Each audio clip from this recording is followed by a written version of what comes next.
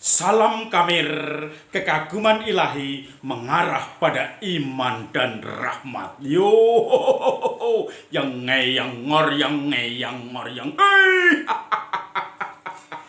Wih, aku sih, aku raksasa menakutkan yang dalam lakon tentang Ragda. Aku adalah si musuh Singobarong. Aku Leak.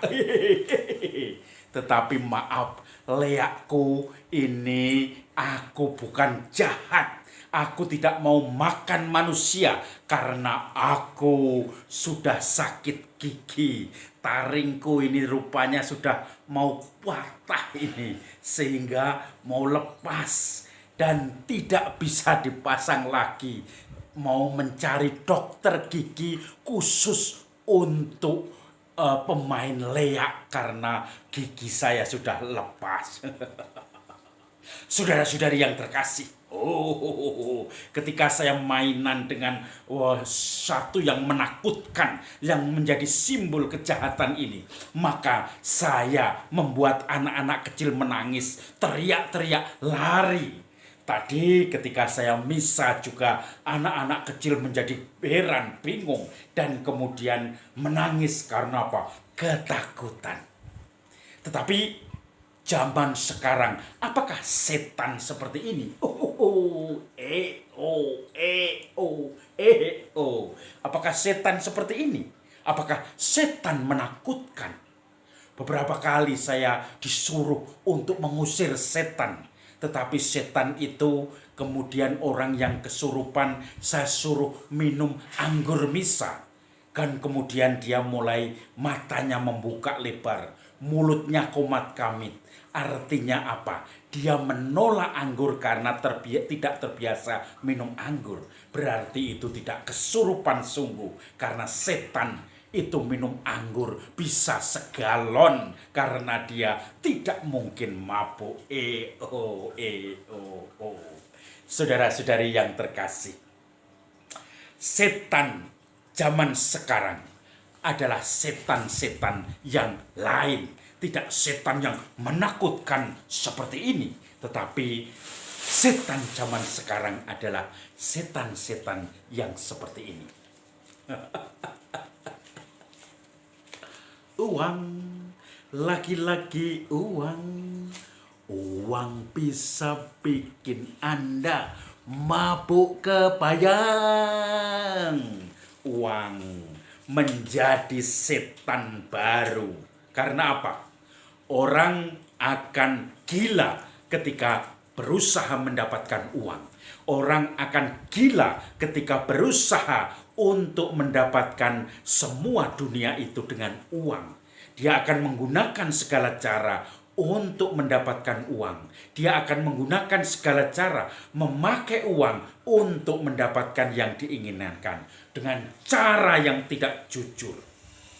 Uang itu menjadi setan yang pertama yang sering menggoda kita. Setan yang berikutnya tidak perlu menakutkan, tetapi sungguh mendebarkan dan membuat kita terbelai, ternina-bubukkan. Setan terutama untuk saya ini setannya seperti ini. Setan apa ini? Setan yang dikarungi di dalam jariknya ini akan membuat orang lupa daratan. Tentu ini hanya simbol saya atau laki-laki itu menjadikan godaan bagi semuanya. Tetapi ini adalah simbol relasi. Entah itu wanita, entah itu pria, kalau sudah mempunyai relasi yang tidak sehat, entah itu karena grup WA, grup Facebook, mempunyai teman di medsos yang kadang sudah kenal di darat ataupun yang belum kenal, itu sekarang orang bisa di kamar tetapi bisa mengembara ke dunia maya, bisa berkomunikasi ke siapapun, bisa video call dimanapun, dan akhirnya menemukan lagi sesuatu yang mengasihkan, membuat tidak setia di dalam persahabatan, tidak setia di dalam ikatan suami istri, tidak setia di dalam ikatan-ikatan yang lain karena relasi yang disembunyikan. Dan ini menjadi setan di zaman sekarang, zaman di mana media sosial selalu menjamur dan orang bisa dengan mudah saling berkomunikasi dengan sahabat-sahabat baru. Bahkan di satu sisi positif bisa banyak kenalan, di sisi lain diam-diam membangun relasi yang tidak murni, tidak sah. Karena apa? Dia mengkhianati pasangannya, mengkhianati sahabat yang lain, saling membenci.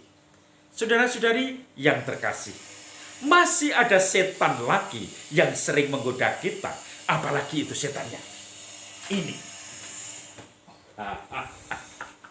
Setan kursi. Kalau Anda sudah menduduki jabatan kursi penting, atau bahkan belum tetapi berusaha merebutnya, maka Anda akan berjuang sekuat tenaga dengan uang, dengan segala cara, dengan relasi, bahkan dengan cara-cara yang tidak jujur, mendapatkan kedudukan, mendapatkan kursi, mendapatkan segala yang membuat kita nikmat. Dan akhirnya apa? Kita lupa kepada janji-janji kita, lupa kepada etika. Kita ingin memperpanjang kekuasaan kita, entah itu menjadi presiden, entah itu menjadi bupati, entah itu menjadi wali kota, menjadi gubernur. Kita berusaha bahkan hanya setingkat lurah saja, setingkat RT RW saja. Kadang kita bangga dan ingin mendapatkan, memperpanjang dengan cara-cara yang mungkin tidak baik. Dan ini yang kemudian menjadi setan yang menggoda kita. Saudara-saudari yang terkasih, Injil hari ini bicara tentang Yesus yang bertemu dengan orang yang kerasukan setan. Ketika masuk Kapernaum, Yesus kemudian masuk di rumah ibadat. Di situ dia pergi untuk mengajar. Dan ternyata di situ ada orang yang kerasukan setan, lalu bertemu dengan Yesus. Orang yang kerasukan setan atau iblis itu mengatakan, "Apa urusanmu dengan kami, Yesus? Aku tahu engkau yang kudus, anak Allah. Apakah engkau hendak membinasakan kami?" Yesus sikapnya jelas. "Enyahlah iblis, pergilah dari sini." Lalu iblis itu berteriak nyaring dan meninggalkan orang itu. Dan orang-orang bertanya, siapa orang ini yang mengajar dengan penuh kuasa dan wibawa? Saudara-saudari yang terkasih, Yesus mengusir setan itu. Setan yang menakutkan karena dia sudah merasuki seseorang, menjadi suatu yang membuat orang lain teriak-teriak, membuat orang lain bahkan bisa berusaha melawan kebaikan Yesus sendiri dengan mengatakan, "Apa urusanmu dengan aku? Engkau yang kudus dari Allah. Apa engkau hendak membunuh kami?" Kemudian Yesus bijaksana, tegas mengatakan, "Enyahlah engkau." Saudara-saudari yang terkasih, ketika kita menjumpai godaan di dunia ini, kita selalu dihadapkan kepada kesulitan-kesulitan. Mana yang membedakan ini kehendak roh jahat atau setan, ini kehendak malaikat atau Tuhan? Mana yang harus kita pilih? Kadang-kadang malaikat jahat ini kepalanya memakai malaikat terang, malaikat yang baik, yang seakan-akan atau setan ini menggoda dengan kelihatannya kepalanya baik seperti malaikat baik, tetapi ujungnya menghancurkan kita. Dia memuji-muji Yesus, "Engkau yang kudus dari Allah." Tetapi Yesus tahu, maka dia pun menghardik dia.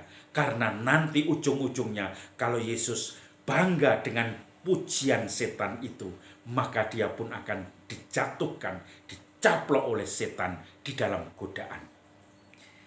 Godaan sekarang seperti yang saya ceritakan, bukan seperti Lea, menakutkan, tetapi sekarang ini menikmati sesuatu kenikmatan yang kita tidak sadar kalau digoda. Kita tidak sadar kalau tahu-tahu sudah keperosok jauh karena godaan itu sungguh nikmat. Uang dengan segala cara kita akan usahakan untuk dapat tanpa melihat cara mendapatkan, entah itu jujur atau tidak, bahkan kebanyakan tidak jujur, kita berusaha dapatkan untuk semakin memupuk keangkuhan kita, supaya kita semakin bisa membeli segala dunia dengan uang. Kalau sudah itu membeli kedudukan, maka kedudukan itu pun akan kita pertahankan. Kita mempunyai pengaruh dan menentukan sana-sini untuk menindas dan semakin banyak memupuk keangkuhan kita. Lalu godaan berikutnya yang tanpa sadar adalah relasi yang mengajak kita untuk bernostalgia, mengajak kita untuk curhat. Kita punya masalah yang sama, seakan-akan kita ini cocok, ditemukan oleh Tuhan. Padahal itu adalah awal dari perselingkuhan di dalam setiap komunikasi kita. Maka saudara-saudari yang terkasih, mari kita berusaha belajar membeda-bedakan roh, memilih roh yang berasal dari Tuhan, dan meninggalkan atau menolak roh setan yang selalu mengajak kita untuk jatuh, untuk membuat kita semakin angkuh dan lupa akan relasi kita dengan Tuhan. Semoga kita semakin mengenali godaan-godaan setan dalam hidup kita sehari-hari yang kadang kita tidak sadar karena kita dinina-bubukkan oleh kenikmatan-kenikmatan setan itu. Salam Kamir, kekaguman ilahi mengarah pada iman dan rahmat.